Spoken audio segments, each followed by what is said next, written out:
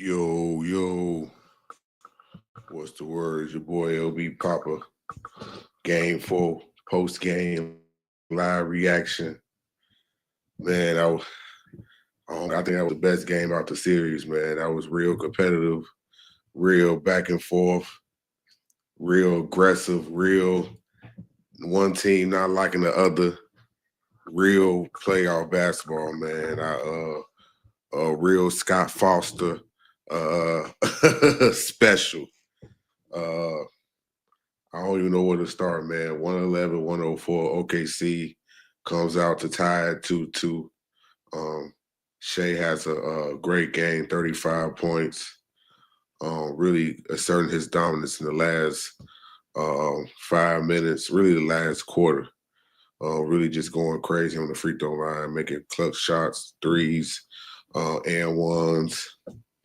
Uh, real grimy, gutty game. OKC come back to tie at 2-2.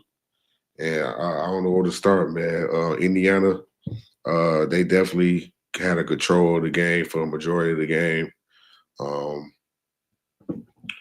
Tyrese Halliburton, making sure everybody gets the ball. Um, Real team defense uh, was being played at all times. Shout out Nimhard. He was guarding Shea 90 feet the whole game. Like no breaks at all. Like in that nigga shit the whole game. So it wasn't like Indiana didn't try to win this game, but OKC just kept on going after it. They never gave up, even when they was down like 7, starting the fourth quarter. They kept on chipping away, sticking great defense, staying together, and they come out 2-2. Man, that's what I was trying to talking about last post game. That they was gonna have to do if they really wanted to be champions. They was gonna have to come back, play great in the clutch, and overcome. You know what I'm saying? Great teams know how to play in the clutch, and OKC finally has a good clutch win under their belt, and it was a good one. You know what I'm saying? Indiana Pacers, uh, good for the majority of the game, playing gritty. Tyrese Halliburton getting everybody involved. The bench, um, Indiana's bench has been phenomenal this whole series. TJ McConnell is like the lead man of the charge as always. Crowd favorite. As soon as that nigga goddamn come in the game, the whole crowd switch up, making that same mid range floater over everybody, going all net and shit, playing great defense. Last game it was Ben Makarin that had a great game, but this time it was Obi Toppin. It was the Obi Toppin show. He was dunking the shit out that bitch. He was dunking the shit out that bitch, man. He was doing some goddamn NBA streets type shit. Like he was goddamn. Then he was. I feel like he was gonna break the rim where he was dunking that shit. And he was having real pivotal dunks. Um, like I said, it was an aggressive game. It was chippy. A couple favorite fouls. Um, Second quarter, the favorite foul. It was on Caruso and Isaiah and Obi got into it.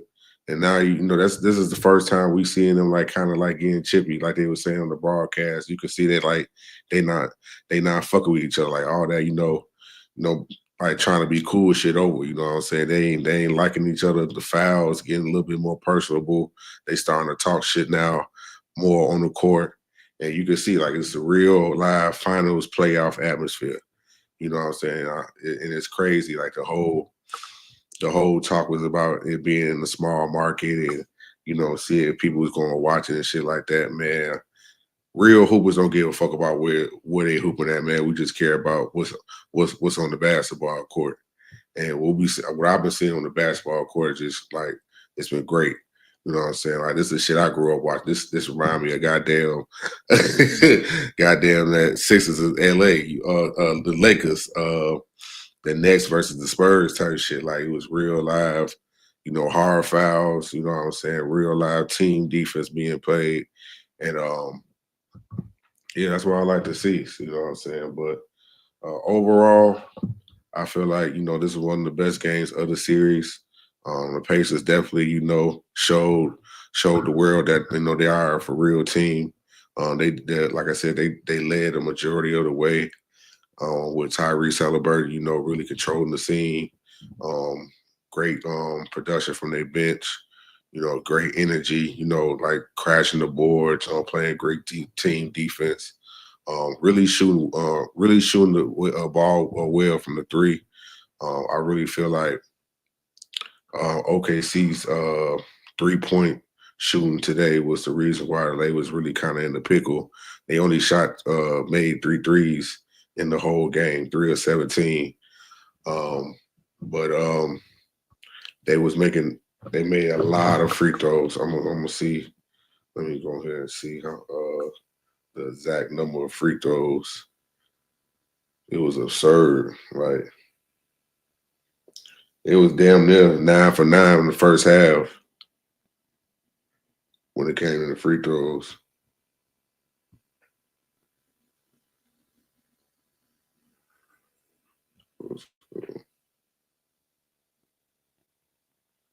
Yeah, as a team, they shot 34 38 from the free throw line. So that definitely made up for their poor 3-point shooting. But shit, the person that made the clutchest three when it mattered most was Shy, man. Like he definitely had his best game of the series. Where I feel like last game, Nimhard was just really being a pest and really starting to get to him. I didn't know that him and Nimhard grew up together. I didn't know that shit. Like I just thought that, I'm just realizing they Canadian. I ain't gonna fly to that shit. I knew Shay was Canadian, but I didn't know Ben and Nimhard was Canadian. But they saying how Nimhard and Shay grew up playing against each other. And you could kind of tell like how he defended him. Like he know his like what he gonna do. You know what I'm saying? I mean, obviously, you're not gonna you can never stop Shay from scoring, but he's definitely been doing a good job. Playing 90 feet the whole entire game. I wrote that down in my notes like a couple times. Like this nigga been playing this nigga 90 feet the entire game. Like I don't.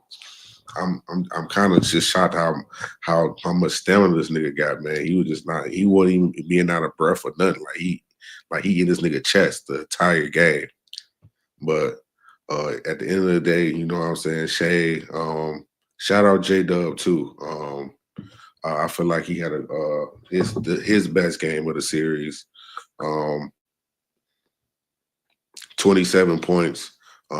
He was scoring when Shay didn't have it, especially in the first half. He was really the vocal person, really the vocal player, keeping them in the game, making clutch plays.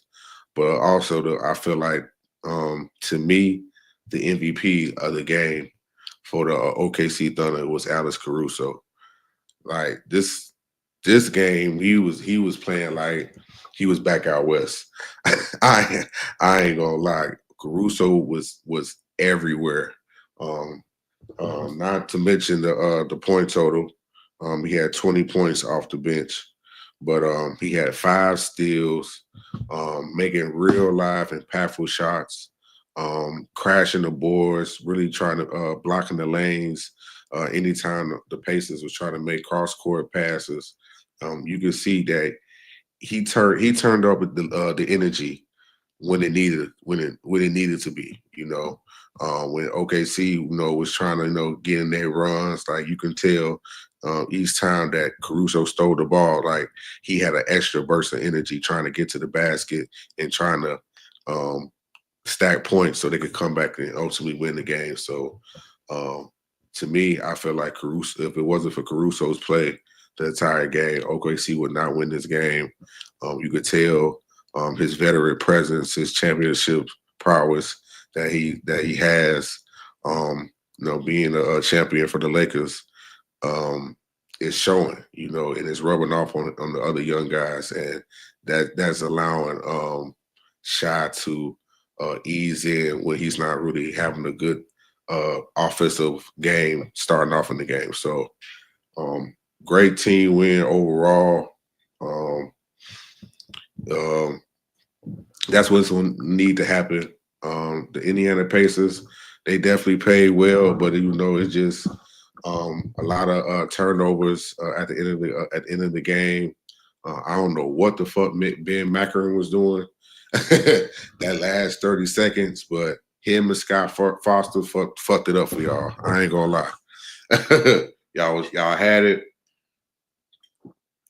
Tyrese Halliburton was doing his thing, getting everybody involved, but once goddamn Shad did that double step back, and everybody and their mama knew that it was a travel, but he hit the move so cold they had to let that shit go.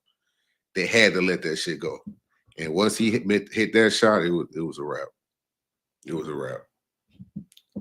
Like it was game over. So definitely a good win for OKC.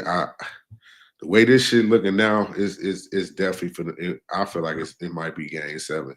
They might have to settle this shit at 7 because like these teams is showing game and game they're more evenly matched than we was giving credit for. Even when I was giving credit, I knew the Pacers wasn't a bad team.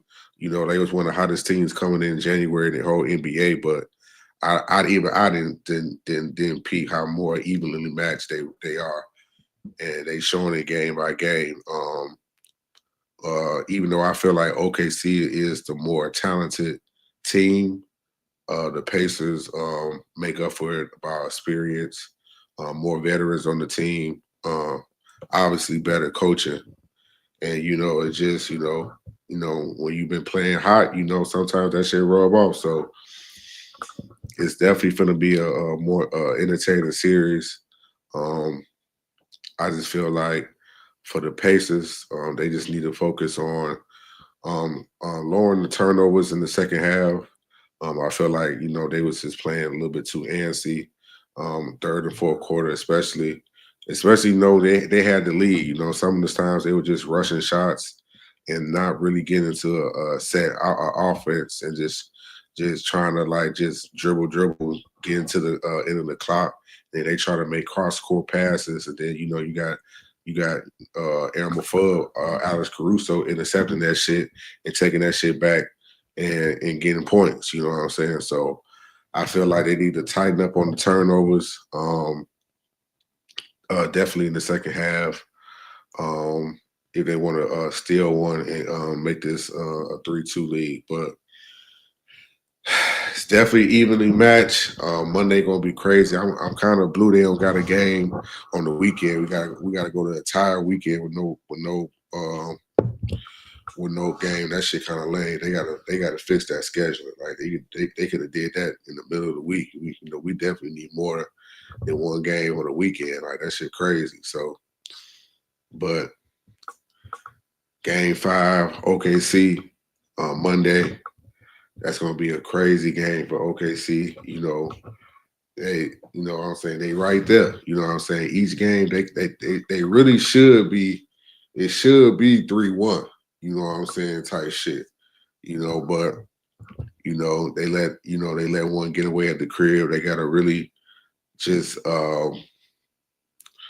assert their dominance at home. You know what I'm saying? They definitely one of the best home teams in the NBA. I mean, 60 plus wins. You know what I'm saying? So they good at home anyway. But they definitely have to use that to their advantage if they want to become champions. You know what I'm saying? They got to take care of at home.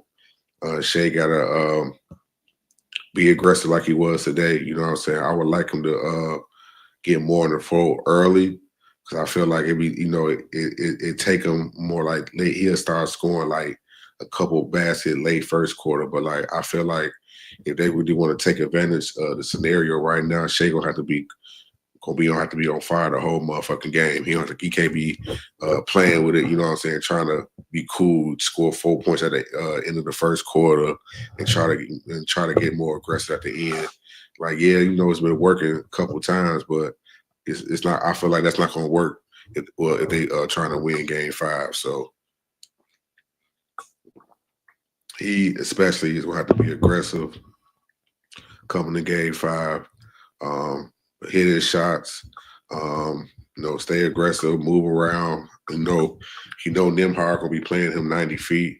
So I feel like also a thing that I give credit to the OKC coach.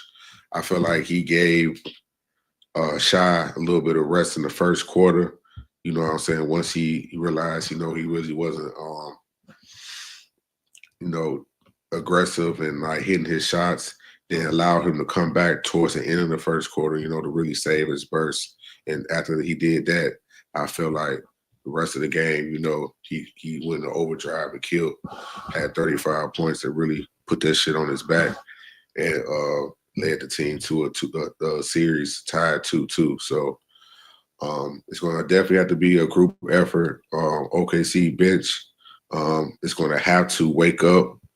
Caruso definitely did his part, having 20 points, but Wiggins, Isaiah Joe, Wallace. I feel like Wallace has been fucking up this whole series. I don't know what he been on. I know his nerves. I know they're a young team, but he gonna have to wake the fuck up and lock in. He gonna have to lock in and realize it's repping time in this bitch. Also, shout out to my shorty chat. I've been on your ass ever since game 1 when you did that bullshit. But ever since then, you've been doing what the fuck you been needing to do, nigga. And I salute you. You can eat as much oxtails as you motherfucking want, nigga. Around this bitch, I don't give a fuck. You've been playing great. You been following the floor a little bit too much. You frail. You only about $150, nigga. You know what I'm saying? Stop following the floor. Every time you goddamn twist you done twisted your ankle about 4 or 5 times. I know you're gonna have a sore on your shin because buddy goddamn fell on top of it trying to dive for the ball. But I still love the aggressiveness. Even though you went through all that, you did not stay out the game. You definitely came back in the game when they needed you. When you fell hard the first quarter, Shy told you straight. You like, yeah. He said, well, nigga, get up. Nigga, we need you. And I feel like he was another key to them winning the game as well. Him just coming back, going through all that and still playing great defense towards the end of the fourth quarter to solidify that win. So we're going to need way more of that check. Like when I'm seeing young nigga, and keep it going, man. Big oxtail, big ox on bro. When you play like that, you big oxtail. When you play like you goddamn not big ox, you not no motherfucking big oxtail on phone. So shout out to my nigga Chet. Yeah, man, game 5 will definitely be interesting. I can't call it who gonna win for right now. It could be the way it's going. It's really a toss up.